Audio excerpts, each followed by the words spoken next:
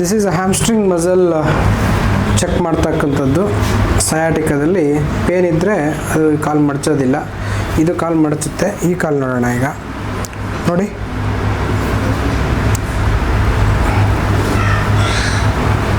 ಇಲ್ಲ.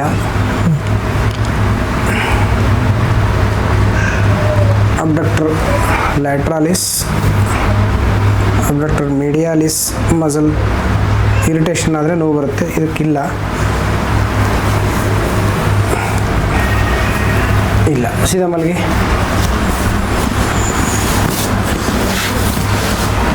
SLR test ಅಂತ ಕರಿತೀವಿ, ಸ್ಟ್ರೈಟ್ ಲೆಗ್ ರೈಸಿಂಗ್ ಟೆಸ್ಟ್ ಅಂತ. ಸೊ ಇದು ನೇರವಾಗಿ ಎತ್ತಪ್ಪ. ಎಷ್ಟು ಎತ್ಬೋದು ಹೇಳು? ಇಷ್ಟು ಎತ್ಬೋದು. ಇಷ್ಟ್ರ ಮೇಲೆ ಎತ್ತಿದ್ರೆ ಏನಾಗುತ್ತೆ? ಪೇನ್ ಸ್ಟಾರ್ಟ್ ಆಗುತ್ತೆ ಸರ್. ಇದು ಏನು ಎಳ್ತಾ ಬರುತ್ತೆ, ಕೆಳಗಡೆಯಿಂದ ಮೇಲೆ, ಮೇಲ್ಗಡೆಯಿಂದ ಕೆಳಗಿಂದ ಮೇಲೆ ಬರುತ್ತೆ, ಕೆಳಗಡೆಯಿಂದ ಮೇಲೆ ಬರುತ್ತೆ. ನಿಂತ್ಕೊಂಡ್ರೆ ಅಲ್ಲಿಂದ ಕೆಳಗಡೆ ಹೋಗುತ್ತಾ? ಎಷ್ಟು ನಿಮಿಷ ನಿಲ್ಬೋದು ಭಾಳ ಅಂದರೆ ನೀವು? 10 ಮಿನಿಟ್ಸ್. ಭಾಳ ಹೊತ್ತು ನಡಿಬೋದು ಅಂದರೆ ಎಷ್ಟು ದೂರ ನಡಿಬೋದು? ಒಂದು ಅರ್ಧ ಕಿಲೋಮೀಟ್ರ್ ಅಷ್ಟೇ ಅಲ್ಲ ಸರ್. ಓಕೆ. ಭಾಳ ಹೊತ್ತು ಕೂತ್ರೆ ಏನಾಗುತ್ತೆ?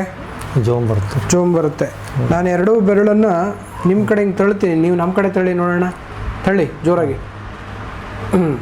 ನಾನು ನಿಮ್ಮ ಕಡೆ ನೀವು ಹೇಳ್ಕೊಡ್ರಿ, ನನ್ನ ಕಡೆ ನಾ ಹೇಳ್ಕೊತೀನಿ. ಕಮಾನ್. ಹೇಳಿರಿ ಜಗ್ಗಿ ಜೋರಾಗಿ. ಜಗ್ಗಿ.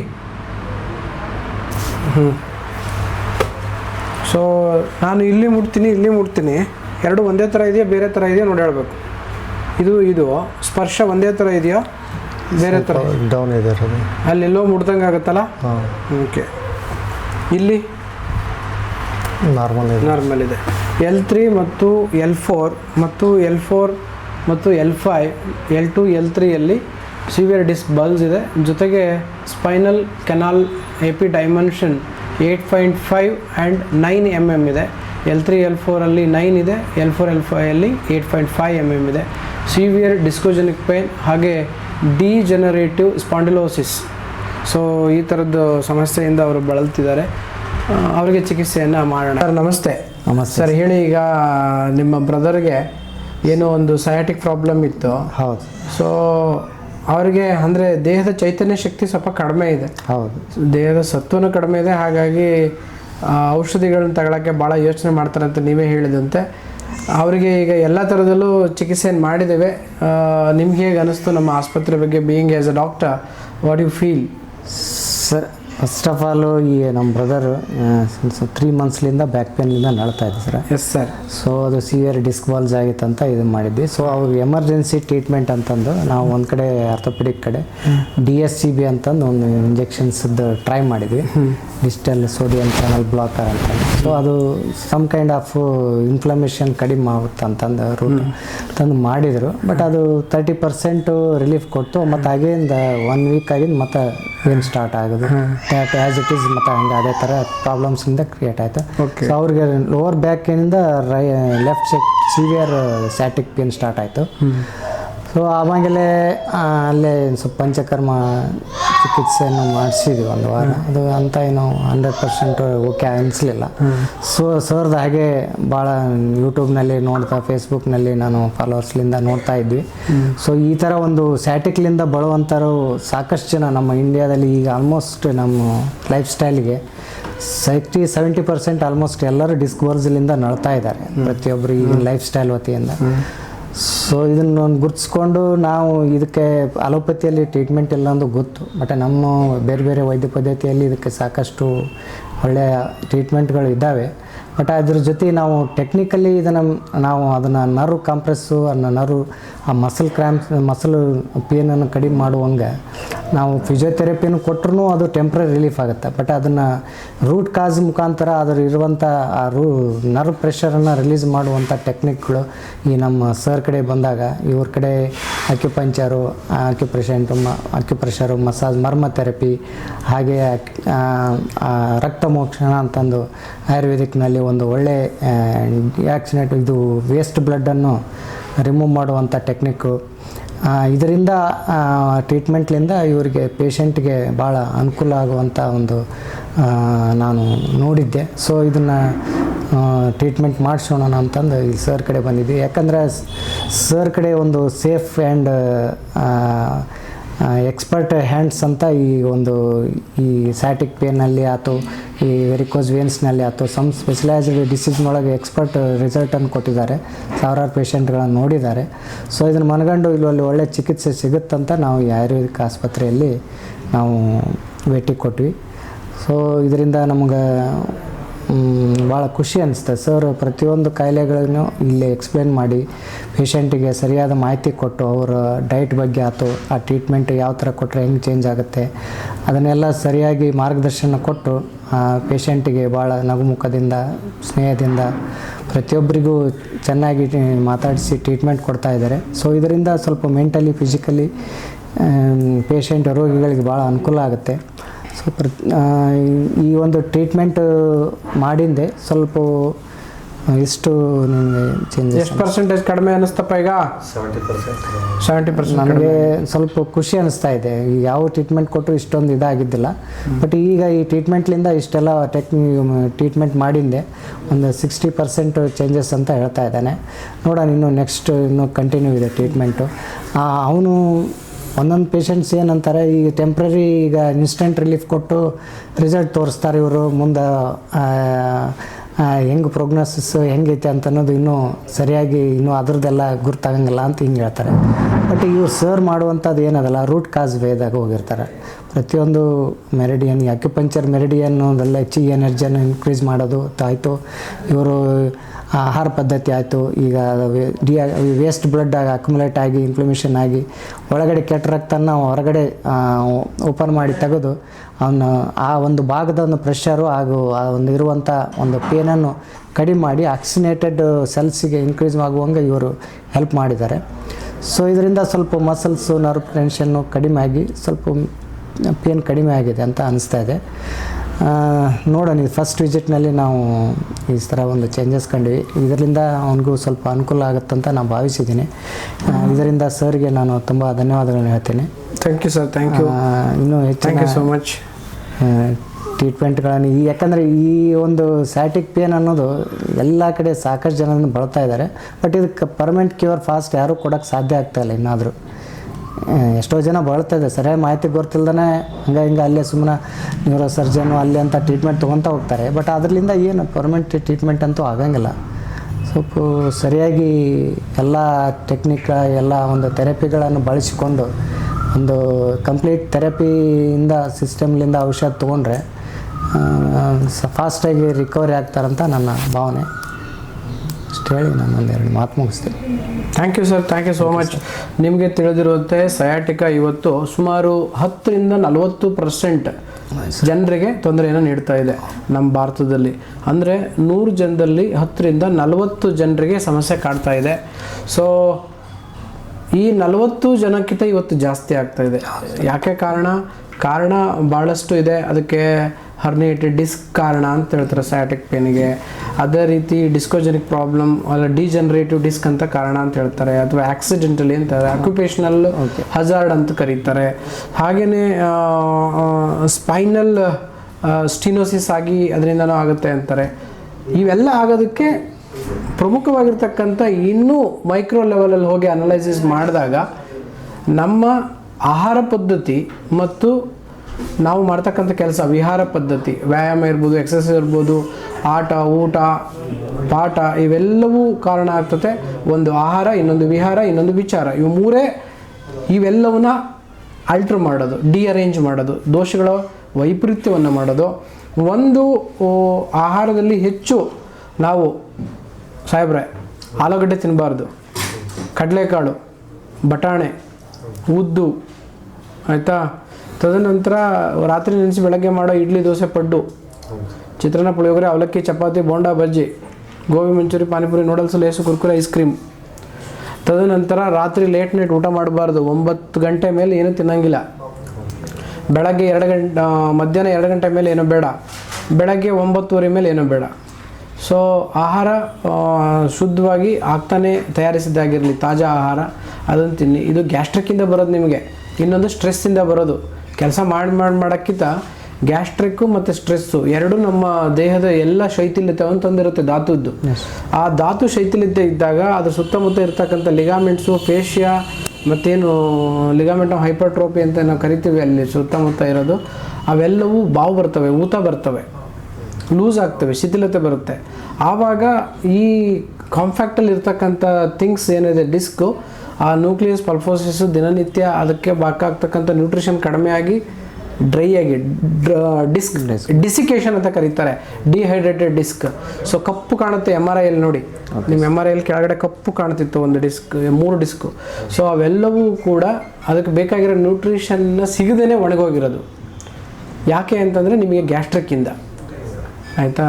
ಅದು ಕ್ಯಾಲ್ಸಿಯಂ ಕಡಿಮೆ ಅಲ್ಲ, ಕ್ಯಾಲ್ಸಿಯಮ್ಮು ದೇಹದ ಜೀರ್ಣಶಕ್ತಿ ಚೆನ್ನಾಗಿದ್ದರೆ ತನ್ನಿಂತಾನೇ ಅದು ಬರುತ್ತೆ ದೇಹಕ್ಕೆ. ಸೊ ಅದಕ್ಕೆ ಹೇಳ್ತಾರೆ ಸರ್ವರೋಗಾಪಿ ಮಂದಾಗ್ನಿ ಸುತರಾಂ ಉದರಾಣಿಚ ಅಂತ, ಸರ್ವರೋಗಕ್ಕೂ ಕಾರಣ ಉದರ ಅಂತ. ಸೊ ಅದರಲ್ಲಿರ್ತಕ್ಕಂಥ ಜೀರ್ಣಕ್ರಿಯೆ ಅತ್ಯುತ್ತಮವಾಗಿದ್ದರೆ ನೀವು ಖಾರಪುಡಿ, ಉಪ್ಪು, ಒಳ್ಳೆಣ್ಣೆ, ರೊಟ್ಟಿ ತಿಂದರೂ ಶಕ್ತಿ ಬರುತ್ತೆ. ಎಷ್ಟು ಜನ ಕಡ್ಡಿ ಹೆಂಗಿದ್ದಾರೆ ಗುಲ್ಬರ್ಗ, ಬಿಜಾಪುರ ಕಡೆ ಎಲ್ಲ, ಅವ್ರೇನು ದಿನ ನ್ಯೂಟ್ರಿಷನ್ ಡ್ರೈ ಫ್ರೂಟೇ ತಿಂತಾರ?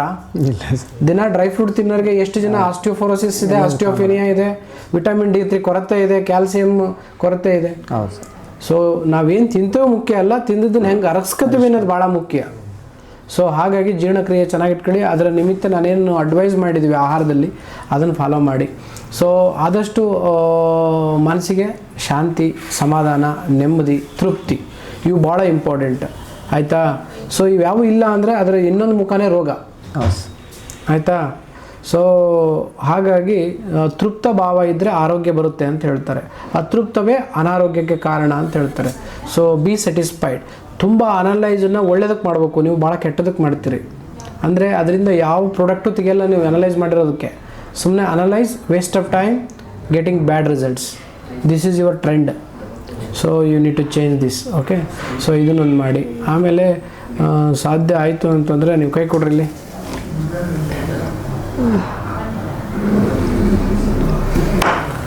ಸೊ ಒಂದು ವಿಷ್ಣು ದೇವರ ಆರಾಧನೆ ಮಾಡಿದರೆ ನಿಮಗೆ ಒಂದು ಸ್ವಲ್ಪ ನಿಮ್ಮ ಭಾವನೆಗಳು, ಯೋಚನೆ ಮಾಡೋ ಭಾವನೆಗಳಲ್ಲಿ ಚೇಂಜಸ್ ಬರುತ್ತೆ ಅಂತ, ಆಯಿತಾ. ವಿಷ್ಣು ದೇವರ ಆರಾಧನೆ ಮಾಡಿ, ಜೊತೆಗೆ ನಿಮ್ಮ ಮನೆ ದೇವರನ್ನು ಚೆನ್ನಾಗಿ ಆರಾಧನೆ ಮಾಡಿ, ಒಳ್ಳೆಯದಾಗುತ್ತೆ.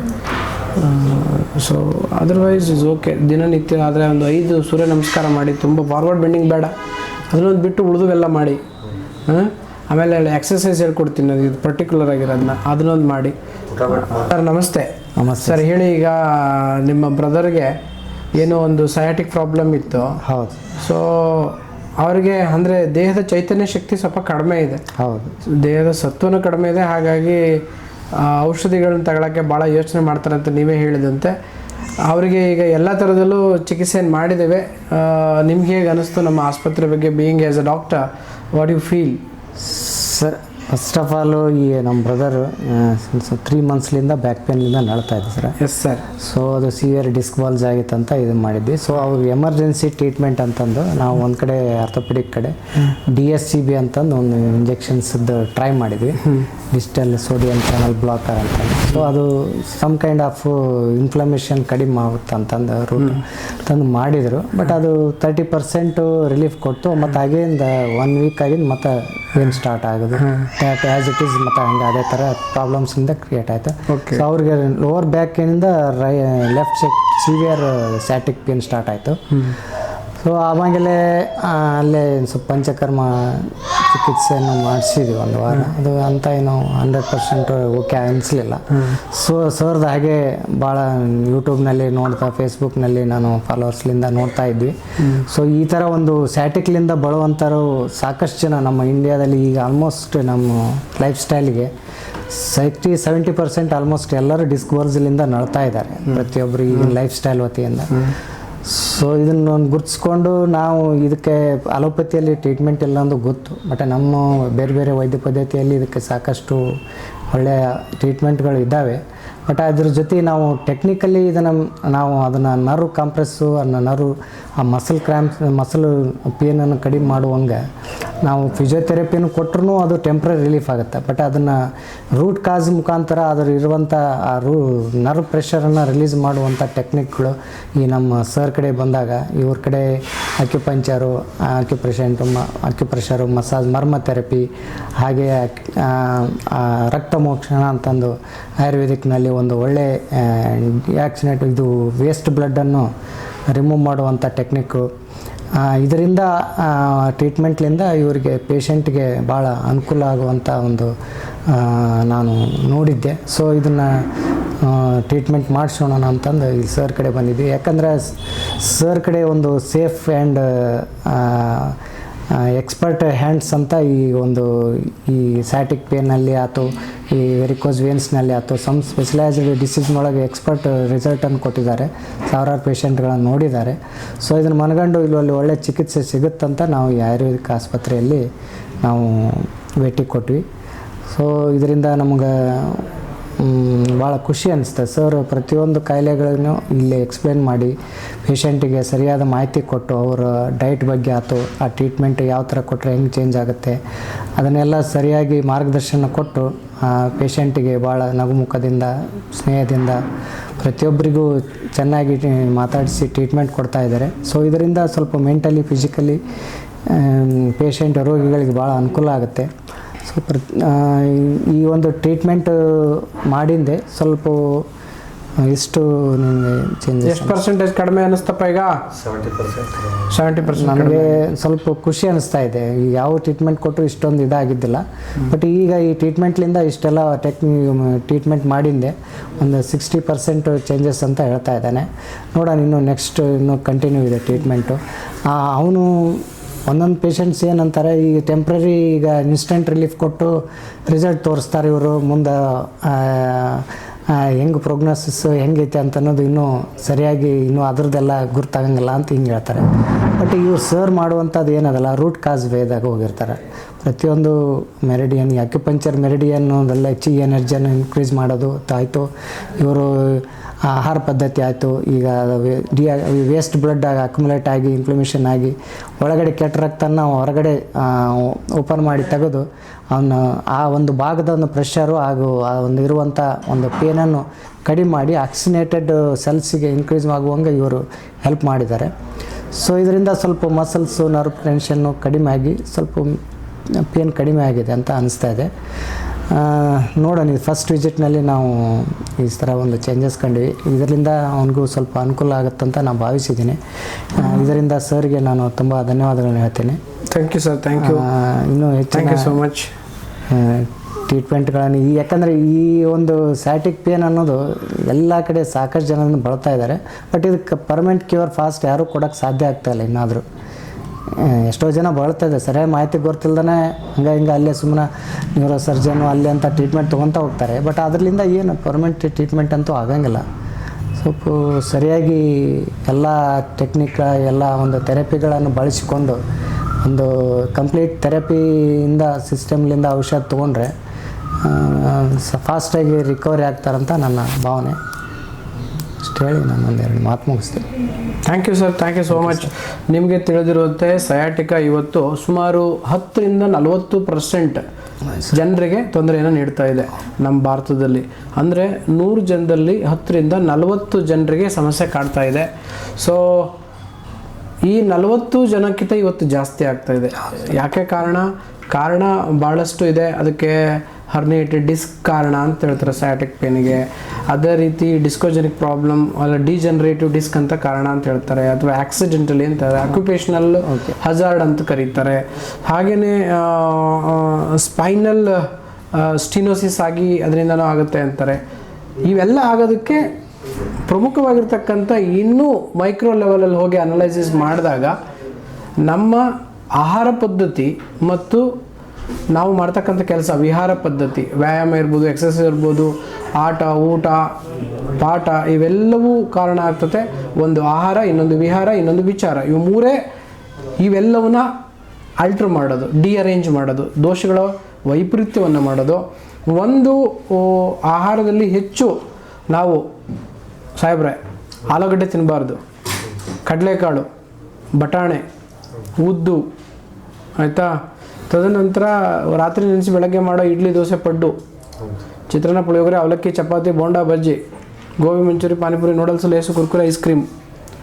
ತದನಂತರ ರಾತ್ರಿ ಲೇಟ್ ನೈಟ್ ಊಟ ಮಾಡಬಾರ್ದು. 9 ಗಂಟೆ ಮೇಲೆ ಏನೂ ತಿನ್ನಂಗಿಲ್ಲ.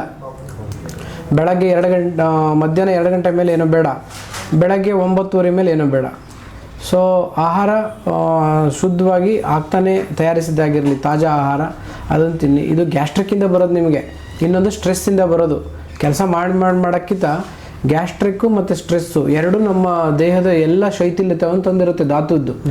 ಆ ಧಾತು ಶೈಥಿಲ್ಯತೆ ಇದ್ದಾಗ ಅದ್ರ ಸುತ್ತಮುತ್ತ ಇರ್ತಕ್ಕಂಥ ಲಿಗಾಮೆಂಟ್ಸು, ಫೇಶಿಯಾ ಮತ್ತೇನು ಲಿಗಾಮೆಂಟ್ ಆಫ್ ಹೈಪರ್ಟ್ರೋಪಿ ಅಂತ ನಾವು ಕರಿತೀವಿ, ಅಲ್ಲಿ ಸುತ್ತಮುತ್ತ ಇರೋದು ಅವೆಲ್ಲವೂ ಬಾವು ಬರ್ತವೆ, ಊತ ಬರ್ತವೆ, ಲೂಸ್ ಆಗ್ತವೆ, ಶಿಥಿಲತೆ ಬರುತ್ತೆ. ಆವಾಗ ಈ ಕಾಂಪ್ಯಾಕ್ಟಲ್ಲಿ ಇರ್ತಕ್ಕಂಥ ಥಿಂಗ್ಸ್ ಏನಿದೆ ಡಿಸ್ಕು, ಆ ನ್ಯೂಕ್ಲಿಯಸ್ ಪಲ್ಫೋಸಿಸ್ ದಿನನಿತ್ಯ ಅದಕ್ಕೆ ಬೇಕಾಗ್ತಕ್ಕಂಥ ನ್ಯೂಟ್ರಿಷನ್ ಕಡಿಮೆ ಆಗಿ ಡ್ರೈ ಆಗಿ ಡಿಸಿಕೇಶನ್ ಅಂತ ಕರೀತಾರೆ, ಡಿಹೈಡ್ರೇಟೆಡ್ ಡಿಸ್ಕ್. ಸೊ ಕಪ್ಪು ಕಾಣುತ್ತೆ MRI ನೋಡಿ, ನಿಮ್ಮ MRI ಕೆಳಗಡೆ ಕಪ್ಪು ಕಾಣ್ತಿತ್ತು ಒಂದು ಡಿಸ್ಕ್, 3 ಡಿಸ್ಕು. ಸೊ ಅವೆಲ್ಲವೂ ಕೂಡ ಅದಕ್ಕೆ ಬೇಕಾಗಿರೋ ನ್ಯೂಟ್ರಿಷನ್ನ ಸಿಗದೇ ಒಣಗೋಗಿರೋದು. ಯಾಕೆ ಅಂತಂದರೆ ನಿಮಗೆ ಗ್ಯಾಸ್ಟ್ರಿಕ್ಕಿಂದ, ಆಯಿತಾ. ಅದು ಕ್ಯಾಲ್ಸಿಯಂ ಕಡಿಮೆ ಅಲ್ಲ, ಕ್ಯಾಲ್ಸಿಯಮ್ಮು ದೇಹದ ಜೀರ್ಣಶಕ್ತಿ ಚೆನ್ನಾಗಿದ್ದರೆ ತನ್ನಿಂತಾನೇ ಅದು ಬರುತ್ತೆ ದೇಹಕ್ಕೆ. ಸೊ ಅದಕ್ಕೆ ಹೇಳ್ತಾರೆ ಸರ್ವರೋಗಾಪಿ ಮಂದಾಗ್ನಿ ಸುತರಾಂ ಉದರಾಣಿಚ ಅಂತ. ಸರ್ವರೋಗಕ್ಕೂ ಕಾರಣ ಉದರ ಅಂತ. ಸೊ ಅದರಲ್ಲಿರ್ತಕ್ಕಂಥ ಜೀರ್ಣಕ್ರಿಯೆ ಅತ್ಯುತ್ತಮವಾಗಿದ್ದರೆ ನೀವು ಖಾರಪುಡಿ, ಉಪ್ಪು, ಒಳ್ಳೆಣ್ಣೆ, ರೊಟ್ಟಿ ತಿಂದರೂ ಶಕ್ತಿ ಬರುತ್ತೆ. ಎಷ್ಟು ಜನ ಕಡ್ಡಿ ಹೆಂಗಿದ್ದಾರೆ ಗುಲ್ಬರ್ಗ, ಬಿಜಾಪುರ ಕಡೆ ಎಲ್ಲ, ಅವ್ರೇನು ದಿನ ನ್ಯೂಟ್ರಿಷನ್ ಡ್ರೈ ಫ್ರೂಟೇ ತಿಂತಾರ? ದಿನ ಡ್ರೈ ಫ್ರೂಟ್ ತಿನ್ನೋರಿಗೆ ಎಷ್ಟು ಜನ ಆಸ್ಟಿಯೋಫೋರೋಸಿಸ್ ಇದೆ, ಆಸ್ಟಿಯೋಫೇನಿಯಾ ಇದೆ, ವಿಟಮಿನ್ D3 ಕೊರತೆ ಇದೆ, ಕ್ಯಾಲ್ಸಿಯಂ ಕೊರತೆ ಇದೆ. ಸೊ ನಾವೇನು ತಿಂತೇವೆ ಮುಖ್ಯ ಅಲ್ಲ, ತಿಂದದ್ದನ್ನು ಹೆಂಗೆ ಅರಗಿಸ್ಕೊತೀವಿ ಅನ್ನೋದು ಭಾಳ ಮುಖ್ಯ. ಸೊ ಹಾಗಾಗಿ ಜೀರ್ಣಕ್ರಿಯೆ ಚೆನ್ನಾಗಿಟ್ಕೊಳ್ಳಿ. ಅದರ ನಿಮಿತ್ತ ನಾನೇನು ಅಡ್ವೈಸ್ ಮಾಡಿದ್ದೀವಿ ಆಹಾರದಲ್ಲಿ ಅದನ್ನು ಫಾಲೋ ಮಾಡಿ. ಸೊ ಆದಷ್ಟು ಮನಸ್ಸಿಗೆ ಶಾಂತಿ, ಸಮಾಧಾನ, ನೆಮ್ಮದಿ, ತೃಪ್ತಿ ಇವು ಭಾಳ ಇಂಪಾರ್ಟೆಂಟ್, ಆಯಿತಾ. ಸೊ ಇವ್ಯಾವು ಇಲ್ಲ ಅಂದರೆ ಅದರ ಇನ್ನೊಂದು ಮುಖನೇ ರೋಗ, ಆಯಿತಾ. ಸೊ ಹಾಗಾಗಿ ತೃಪ್ತ ಭಾವ ಇದ್ದರೆ ಆರೋಗ್ಯ ಬರುತ್ತೆ ಅಂತ ಹೇಳ್ತಾರೆ. ಅತೃಪ್ತವೇ ಅನಾರೋಗ್ಯಕ್ಕೆ ಕಾರಣ ಅಂತ ಹೇಳ್ತಾರೆ. So be satisfied. ತುಂಬ ಅನಲೈಸನ್ನು ಒಳ್ಳೇದಕ್ಕೆ ಮಾಡಬೇಕು, ನೀವು ಭಾಳ ಕೆಟ್ಟದಕ್ಕೆ ಮಾಡ್ತೀರಿ. ಅಂದರೆ ಅದರಿಂದ ಯಾವ ಪ್ರಾಡಕ್ಟು ತೆಗೆಯಲ್ಲ ನೀವು ಅನಲೈಸ್ ಮಾಡಿರೋದಕ್ಕೆ. ಸುಮ್ಮನೆ analyse, waste of time, getting bad results. This is your trend. So you need to change this, okay. So ಇದನ್ನೊಂದು ಮಾಡಿ. ಆಮೇಲೆ ಸಾಧ್ಯ ಆಯಿತು ಅಂತಂದರೆ ನೀವು ಕೈ ಕೊಡ್ರಿ ಇಲ್ಲಿ.